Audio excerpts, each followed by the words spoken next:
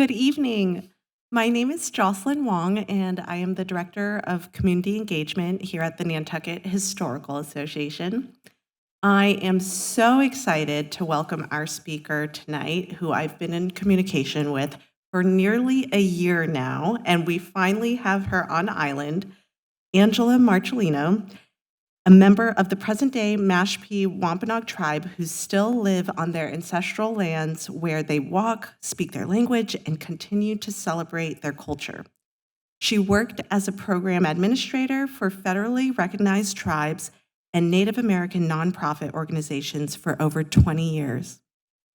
Angela served on several boards and commissions, including 8 years on the Mashpee Wampanoag Economic Development Corporation Commission, the Mashpee Wampanoag Museum Committee, and Housing Commission. Angela authored the book, The True Natives of Cape Cod, Massachusetts, and Their Foodways. The recipes in her book form a map of historical events from the Indigenous perspective. Tonight, she will present stories of her ancestors, both from her Wampanoag side as well as her Portuguese side from the Portuguese diaspora in Seychelles Islands, driven by the whaling industry to the shores of New Bedford and Cape Cod. She will discuss history and cultural and ethnic identity through the lens of food. Please welcome Angela.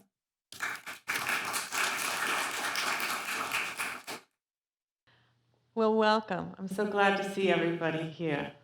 And I have to tell you, I came here for several reasons. But I was here a few years back as a member of the Mashpee Museum Board. And I have to say, this is a very spiritual place for Algonquin people. And I know some people may not believe this, but I do feel their presence when I get off this boat. The stories of our people that were here and their journey, it's a very powerful place, Nantucket is. So, on that note, thank you, Jocelyn and Nantucket Museum, for inviting me here to tell our story. And I just want to talk about present-day Mashpee. We are now a sovereign nation. Does anybody understand what that means? Okay, well, we're not from Arizona, I guess. If you were in Arizona, you would know what that means. That means we're a nation within a nation. We have our own police department. We have our own court system. We have a language school system. Thank you to Jessie Littledoe Bard for reintroducing our language to our people, our spoken word. We have intense programming. We have a $17 million government center. And Mashpee is a story of resilience through all odds. So everybody says, to me, the first time they talk to me, they say, why did you write a cookbook, right? And I'm like, oh my God, I gotta think about this for a minute, right? And, I was empty nesting. I was out in the middle of the state of Massachusetts with my husband at that time. And I said, I wanna go home to Cape Cod. I wanna go home to my people. I was working for nonprofit Indian organizations, and I'm gonna go home and do my work. And so I got a job as an administrator, and I started to jump into civic work immediately because I'm a member of the Peters family, and we have strong political background. We'll get into that later. And I started to get on all kinds of committees, powwow committee.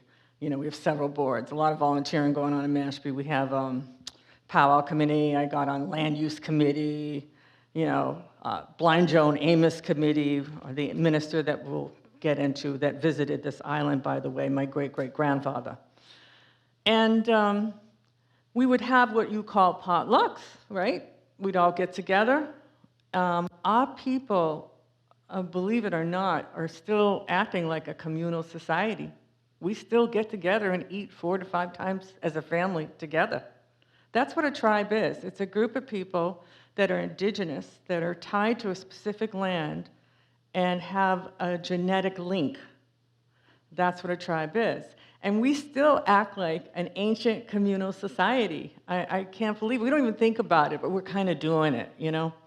So anyways, we'd go to these potlucks, and the elder cooks in our family would say, hey, Angie, how do you make this? And I would rattle off, you know, my mother's baked bean recipe.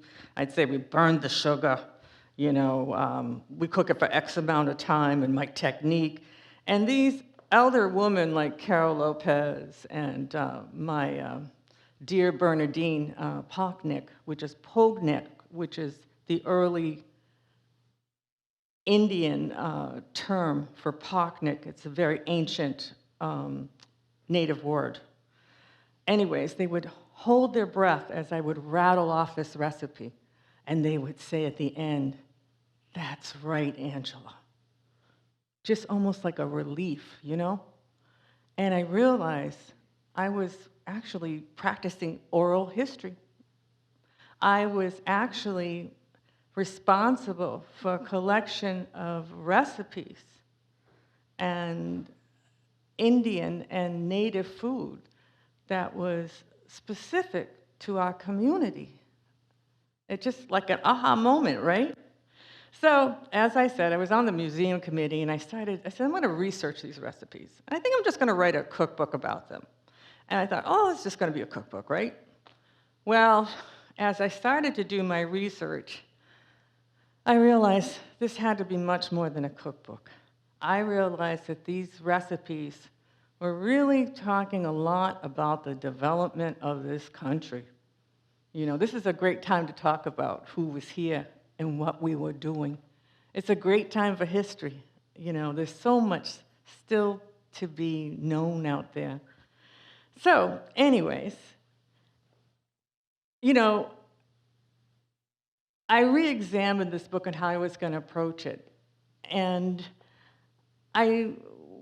on my journey as an administrator, I would go all over the United States, right? You go for technical assistance, you get advice on how to manage your grant from the federal government, right? We are, by the way, have access to grants like cities and local towns do. We have the same kind of access as a federally recognized tribe. And on that journey, people would hear my thick New England accent, and they'd say, "Where are you from?" I'd say, "Massachusetts." And they would go, "Oh my goodness," right? And then they would say, "Well, what is your ethnicity?" or so forth. And I'd say, "Well, I'm a Wampanoag Indian from Cape Cod." And they would say, "I thought all those people were gone." Horrible, right? And then I would say, "I'm also part of the Portuguese diaspora. I'm Cabo Verde, or Cape Verde as I know it. Now they got the fancy Cabo Verde, and Azores, and French from the Seychelles Islands, and of course, X amount of percent, I think, I can't remember what it was, 25% Eastern England. You take a guess where those folks came from." And these people were astounded at that. And I was like, why is everybody confused by that, right? Because all of my friends on Cape Cod, not all of them, but quite a few of them were of the same right? They were common unions. I'd gather to say that 70 to 60% of my tribe is half Portuguese of some sort and speak Portuguese. Very common union. And I thought, we are and by the way, descendants of the Mayflower. And my family alone, the Goodspeeds, the Burses, some of these names rolling around here, the Nickersons, they're all part of my tribe as well. And I thought, this is what I'm going to write this book about. I'm going to educate the public of the people that really walk around here and celebrate it. And I'm going to do it through food. So, I hope I would do this right, guys. I wanted to say, as I started to do my research, at some points it was very emotional for me because these were my relatives that I was researching, and I will talk to that further. You know, I want to just make this statement. What I learned during my research is that, I'm going to just quote it, "We are all the result of a series of actions, events, and the environment of our ancestors. I know that my ancestors were key to the development of this country. My story begins over 10,000 years ago, and we are the people of the first light. Does anybody know why they call us the people of the first light? Thank you very much. I don't want to assume that I hope some of you, I'm so happy, there's so many out there that are educated on this stuff, so I don't want to assume that you don't know.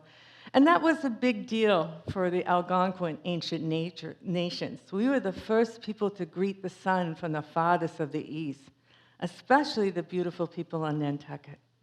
To think there were possibly 2,000, maybe 3,000 Wampanoags roaming on this island. Can you picture that? Just picture that. How did they survive? What did they eat?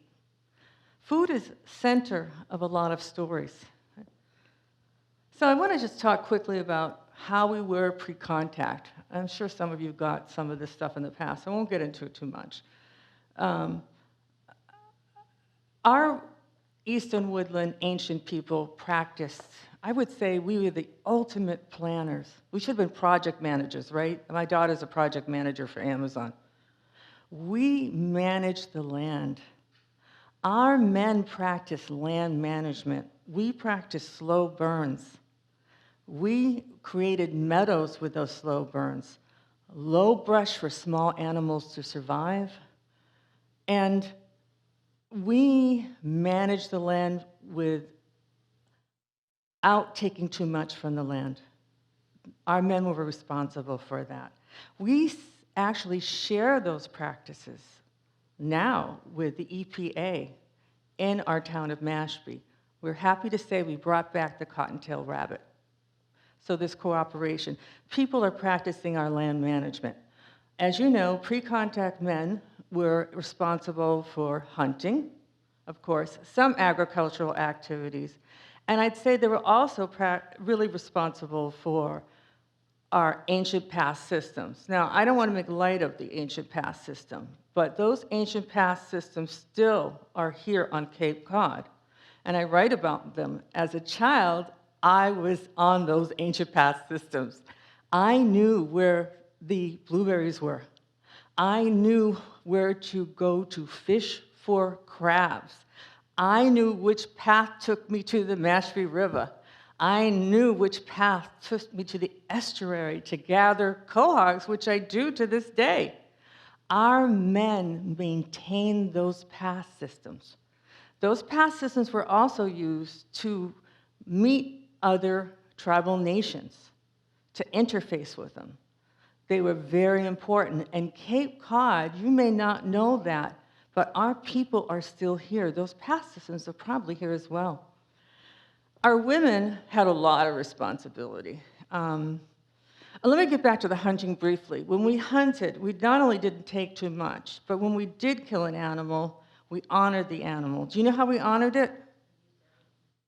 We did, and we wore the animal.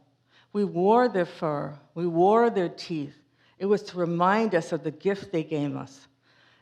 Native Americans, and let me tell you, I'm going to really go quick into this. Sometimes I'm going to say Native American. I call that the user-friendly term. It's for you to use. And sometimes I do say Indian, which is the historical term. And I embrace that term because it tells of our scars, of our history. I don't mind using that term. I'm very proud of those scars. And then, of course, we call each other natives amongst ourselves. But probably the most proper term is indigenous people, the people of this earth, of this land. And that is who we are. So I want to get on with what the women had to do. And they had a lot to do. We were migratory people. I don't know if you were aware of that. But we went to the water in the summer and migrated inland to the winter. The women were responsible for maintaining the homes. They had a lot of work. Our inland villages and the longhouses there were covered with birch barks, like tiles. Those women every year had to go and repatch those dwellings. They had a lot of responsibility. They were responsible for the gardens and our three sisters' agricultural technology, which is proven technology, which is what Tisquantum shared with the Pilgrims for their survival. We'll get into that as well. In the winter, they were in those longhouses, and they were highly productive. They weren't just sitting around. They were working 13 hours a day. They were in those longhouses producing fish nets. They were producing tools. They were producing pottery with the clay here, so they could gather water, so they could cook their food. There was no downtime. In the summertime, they would create the Witu mats for the summer dwellings. They were lightweight mats that were woven from cattle ninetails. Those mats were taken on their backs and carried to the shorelines. Those lightweight Witu dwellings were easily erected by our women. Our men were constantly hunting. They would go to the shorelines, and they would be able to collect the bounty of our shellfish, our various berries, our blackberries, gooseberries, cranberries. Our food quality was pretty good, I gotta say. And we'll talk about the English food quality pretty soon. So that was pre-contact Wampanoags. I just want to kind of say we had government, as you well know. We had structure. We had religion. And we also had women leaders as well as male leaders. We were rather immigrated. I think that's all you need. And we were an agricultural society. And that's, I guess, the criteria for a sophisticated society out there. And I guess we hit all notes. I want to quickly talk about first contact. I've read a lot of stories about it. When we first met the Pilgrims, those poor souls, and I want to do this with empathy for them. I really do. When I started to research why the Pilgrims came here and the Puritans, I actually had empathy for them. I really did. And I think food had a lot to do with it. You know, food in England at the time was darn right dangerous. And they didn't have access to it. They were on plots of lands that were owned by the aristocracy. They were overworked lands. Sometimes their crops would fail. And sometimes they would have to share a bounty of their crops with their aristocratical landlords. It was horrifying, you know. It wasn't a fun time all the time. And I think that in itself should tell you that food was front and center. It's not glamorous. It's more glamorous to say they came here because of their religion. But the truth of the matter is they came here to have land, to create food, to have autonomy. Food creates autonomy. You know, it's when people talk about history, I think the English would be very embarrassed to highlight, hey, they didn't have enough food, that's why they came here. They had what they call technically in the United States food insecurity. That's what was going on. I had a lot of empathy for them. So when they first got off that boat, the Indians, of course, we were looking at them, they were looking at us. And from the accounts of course, we were lean, we were tall, we were bronze. I think we were looking kind of good. And the poor Pilgrims were stuck on a boat with a lot of sickness, I heard, and cramped quarters, not access to washing or bathing. We washed quite a bit, by the way. It was part of our spirituality. You know, we were rather clean. We were groomed with shells. We anointed our hair. We really looked good. We wanted to attract a good mate. We had a lot of reading. We were looking pretty damn good, I hear. So the Pilgrims were there with their heavy clothes, the poor things, in cramped quarters, no bathing. The first impression from the Indians is they were rather loud and they were rather non-productive. I think that's rather funny. But I have empathy for them. They must have been overwhelmed when they got off that boat. Can you imagine just walking up to total green, lush land? It must have been like sensory overload, right? So this brings us to Tisquantum. You know who Tisquantum is, right? Anyone know who Tisquantum is? That is the proper name for Squanto. Squanto is most likely my relative. I'll put a lot of money that his DNA is right here. The Patuxet tribe was located only 15 minutes south of the Mashpee. When I read about Tisquantum, and I might cry right now, because he is my relative, he arrived, he was kidnapped from America, from probably Maine, or they say possibly the Portsmouth area, probably by fur traders from the mouth of the river. He was taken to England, and he escaped. He escaped through Portugal and Spain and ended up back in New England. When he came home, because of the smallpox epidemic, he ended up finding the Patuxet tribe totally decimated. All of his relatives had gone. Can you imagine? But he still had the strength, and he learned the English language, and he fast-tracked the Pilgrims, as you know, to survival. As you know, in Jamestown, 350 people died. The English didn't care. They kept shipping them over to put that flag in the soil. But because of Squanto and the Pilgrims have well documented, they survived. He fast-tracked them to water. He fast-tracked them to fishing. He introduced them to shellfish, which, by the way, they were very overwhelmed by. And he taught them agricultural technology. I want to quickly touch on Thanksgiving. Everybody talks about it. The truth of Thanksgiving, the myth of Thanksgiving. Thanksgiving, some incident happened, but it was two groups of people.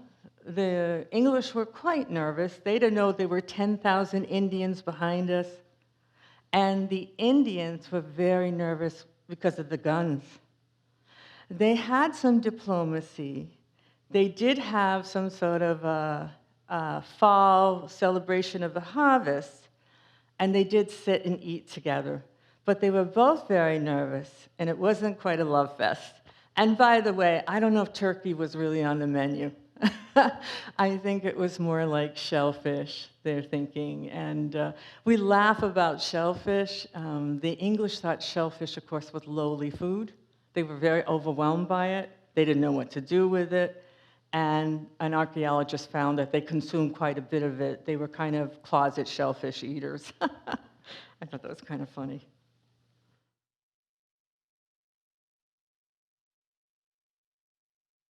So I want to get back to Mashpee. And if you look at Mashpee right here, you can see Mashpee is the last, you see the bat, it's this Indian district.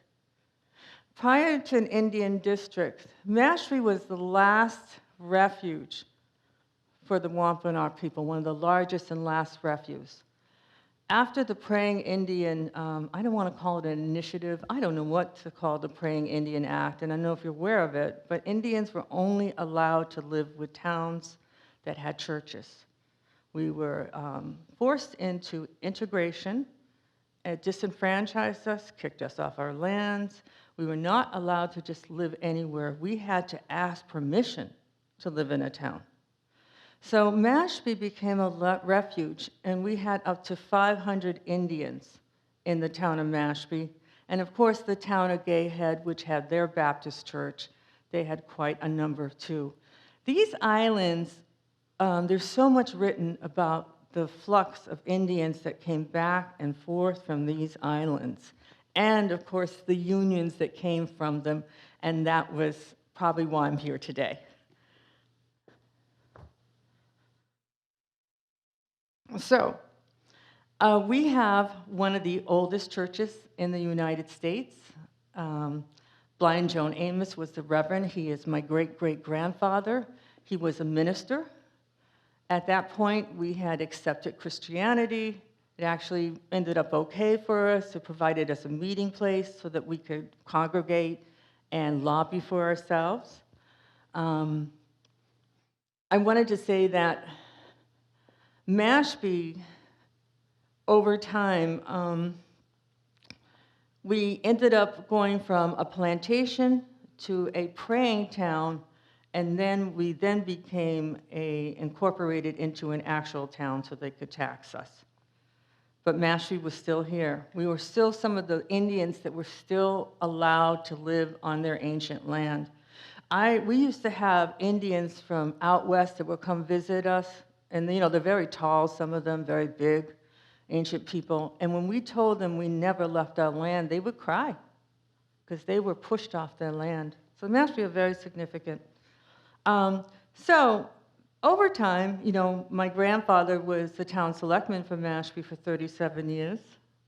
I was from a very political family. The Kennedys would come visit us. Mashpee really had a lot of benchmarks, and us Indians, to the development of this country. And we'll get into the whaling industry very shortly as well. So we became a town. We were functioning quite well. When I would go to the Mashpee Town Hall, the secretary that greeted you was my cousin. The policemen were my uncles. We had no non-native people working in Mashpee till the 1970s. We were kind of still autonomous. It was really funny.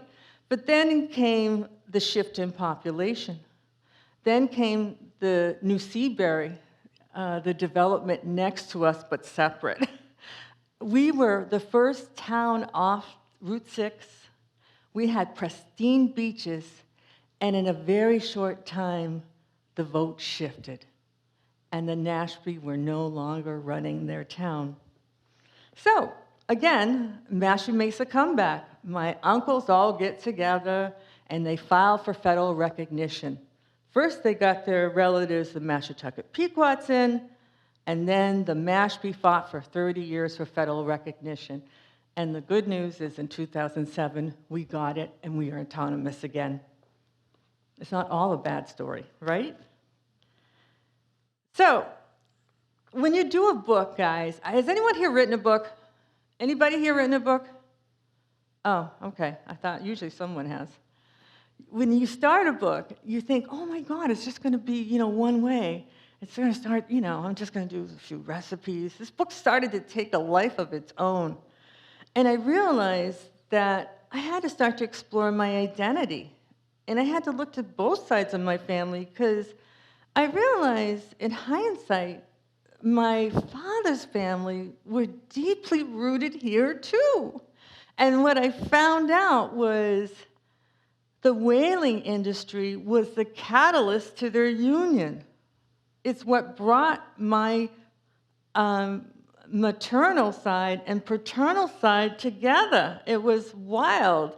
I found out some things that really blew my mind, okay? First of all, I'll briefly get back to the Indians. Asa Peters is from Martha's Vineyard. By the way, the Indians were back and forth all over these islands. They were hiding on these islands to get away from the Indian wars. They would get on these islands and marry beautiful brides because we ran out of people sometimes. There was a lot of flux with Wampanoags, going back to Mashpee, Martha's Vineyard especially. I have a lot of cousins over there. We'll talk about that later. My great-great-grandfather was a minister here in Nantucket. He died in Martha's Vineyard, Blind Joan Amos, and he is buried in Christiantown. Our DNA is scattered all over this place. So anyways, my father, God bless him, I was so focused on my native side of my family, because that's what Mashpee does. A tribe is kind of very engulfing. There's an obligation like I cannot explain. When you talk to Native people all over the United States, they go home and work for their tribe. The obligation is so powerful, I can't even talk to you about it. So anyways, I neglected my father's beautiful heritage. And of course I was making Portuguese food. And of course, half of our tribe celebrates Portuguese food and culture because we are of that. I said, you know what, Angela, you got to cover it all. This is ridiculous, right? And they are true natives as well, right? So I said, let me just dabble in my dad's history. And I was really dumbfounded. I realized my very handsome, let me give you a picture of him.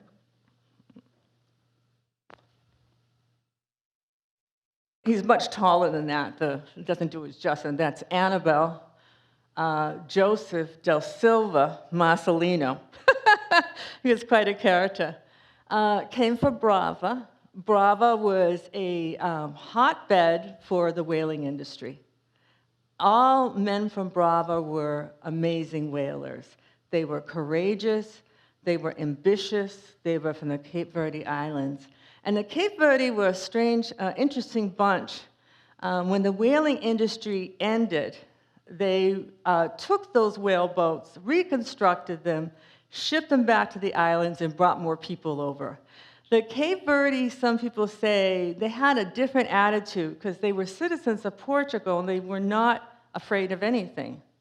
And we know the story goes, the whaling industry ended and they ended up on the Cranberry Trail. They needed the workers, and at the end, some of them even owned those cranberry bogs.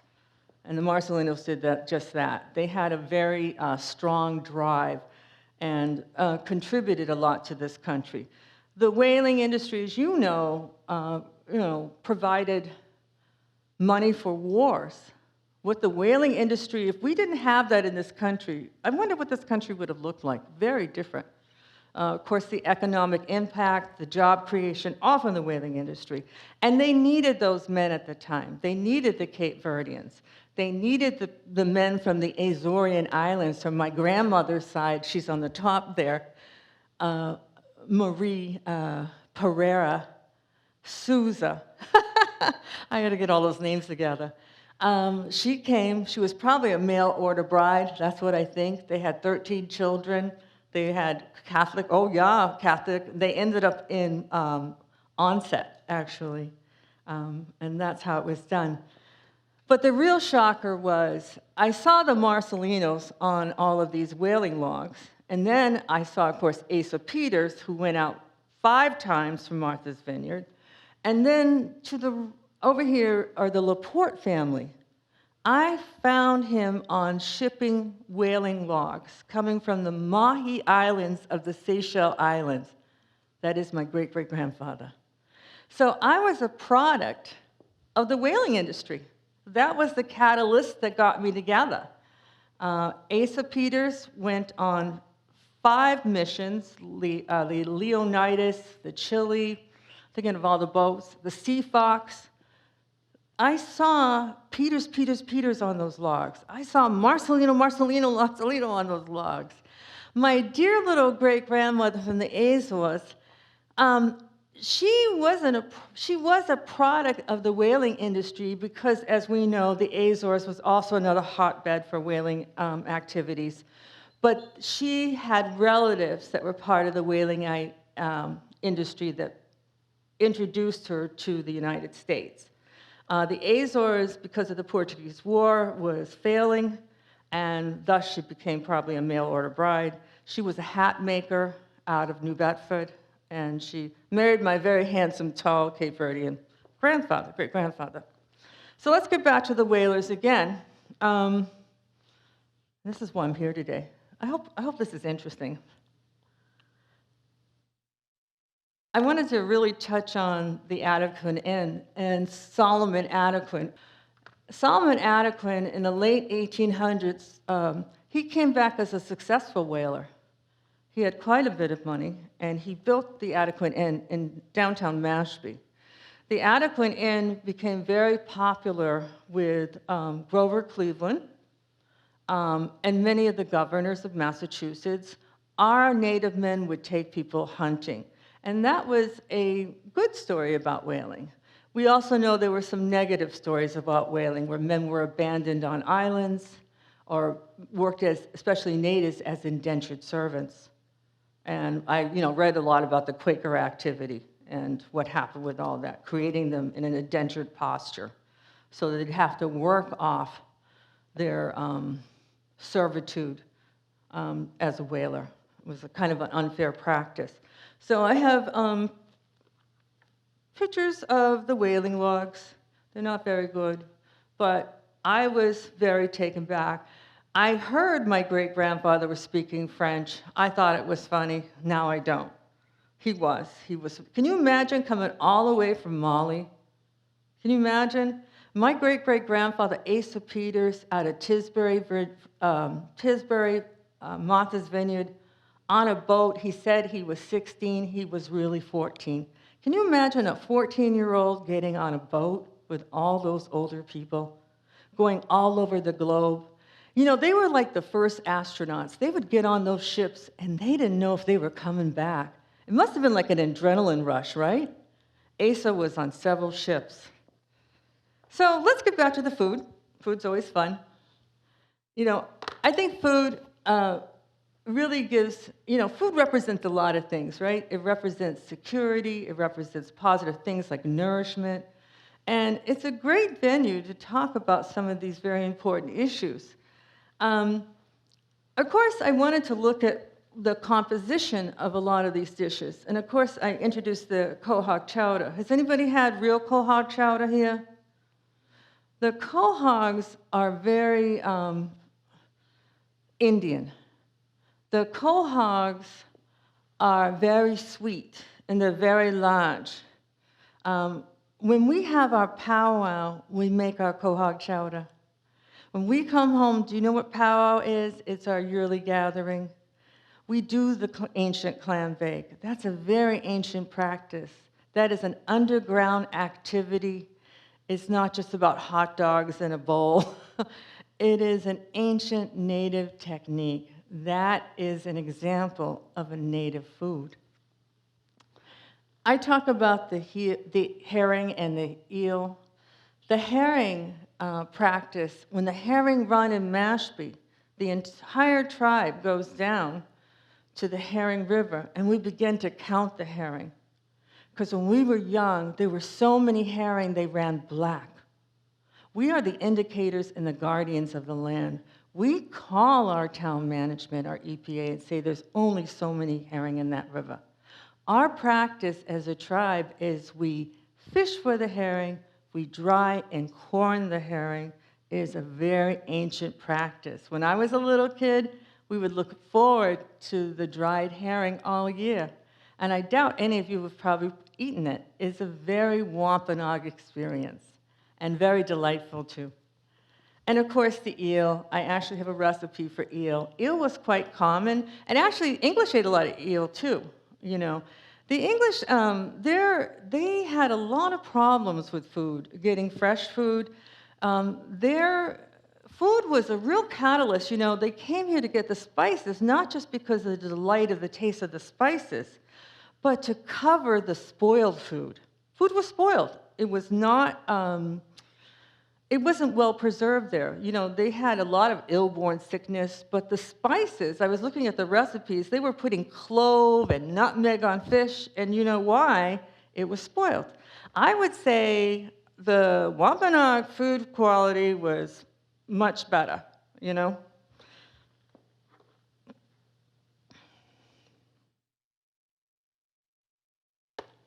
So I just want to talk about, you know, the Mashpee of today and where we are today. In 1974, we filed my Uncle Russell Slow Turtle Peters and, Fast Turtle, and my other uncle, Slow Turtle, John Peters, Grand Station Medicine Man, head Bureau of the Massachusetts Bureau of Indian Affairs, filed for federal recognition.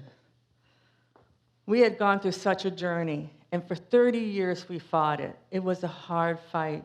We were fighting against lobbyists. We were fighting against multimillionaires and their beachfront properties.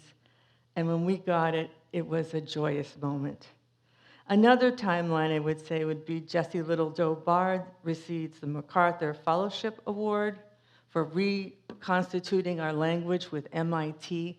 We now speak and practice our language. I feel my people are still very powerful people. In 2015, we were granted to expand our reservation. We have 55 acres now. We actually have another land managed accumulant team that are working on picking up other parcels of land. I would say the Mashpee are still going forward in a big way. So now we have our government center. After going through a long journey, we celebrate our children every week. We celebrate our elders. Our psychology is so different. Our elders are like rock stars. When our elders, they run the show. It is bad luck to treat an elder poorly. In fact, we have our favorite elders. I have some of my favorite elders. They provide guidance to us. They are very important. They walk between both worlds. They walk between the spirit world and today. We value them. We do everything for them. I think about the way we think. Right now I live always near the ocean, and I had to move to New Hampshire because of my grandchildren, by the way. And I live right across the street from the beach. So my very, touty neighbors decided to put a fence in front of the path to the beach. Now, everybody was happy. But me as a Native American, they just put a fence in front of a pathway. So native, unnative. We always felt we were guardians of the land. We did not own the land. We didn't stand a chance. Our value system was that far apart. So anyways, that kind of concludes my story for today. And does anybody have any questions? No questions? Yeah, hi. Can you talk a little bit about like a favorite recipe or something? Oh yeah, let me get back to some of the fun things. I really should have gotten back to, let me get back to some of these recipes. I'm sorry. Let me get back. Oh, there we go. Of course, the quahog chowder is one of my favorite recipes, but I wanted to get back to the history with the recipe too. When you talk about quahog chowder, it was like a fish stew. And Indians, we had in those pots of water, we would add fish during the course of the day, sometimes berries and wild onions and so forth. That was the beginning of a chowder. When the colonial people set foot here, their pigs ate up and tore up our landscape. We were forced off our land, not practicing our ancient ways, and our two cultures started to kind of merge in practice. So, of course, in the 1800s, the English introduced the milk, the pork, and so forth. And that's where food really tells you a story. If you read my book, you'll get more on that. But yes, I really have some great favorite recipes. Of course, my mother's quahog chowder, which is very unique. And I hope next time I come here, I get to work with your local caterer and give you a taste of it. I love traditional succotash with mint in it. People don't put the mint in it. That's a Narragansett thing. It talks about the white corn and the white cornmeal. You see, the colonial people ate cornmeal, but they kind of looked down on it. They were into white flour, not wheat flour. It was kind of a negative thing. But they learned to love the cornmeal. That was a revolution. They had to change their diets to reflect what was here on the land and introduced by the natives. My book will get into that. But I would say the quahog chowder is one of my favorite. I love Indian pudding when it's produced correctly. It's a very colonial thing. I am a modern-day New Englander. That's what I am. I have a thick accent. I saw Aerosmith 3 times. And I celebrate that too. Time changes, we adapt, and a lot of our recipes are English recipes in Mashpee, and we do love them. And the cultures did kind of merge. So, any other questions? Yes? Would you say that there is a dish or dishes that represent those cultures? Yeah, definitely. Like the Indian pudding is a great example. There's cornmeal in it, and then you have maple syrup. They never had maple syrup. The Indians had nothing sweet but maple syrup. We didn't even have salt. They introduced salt to us. Our salt was gotten from the fish we consumed. But yes, Indian pudding is a great example of both cultures merging. That's a very good example of it.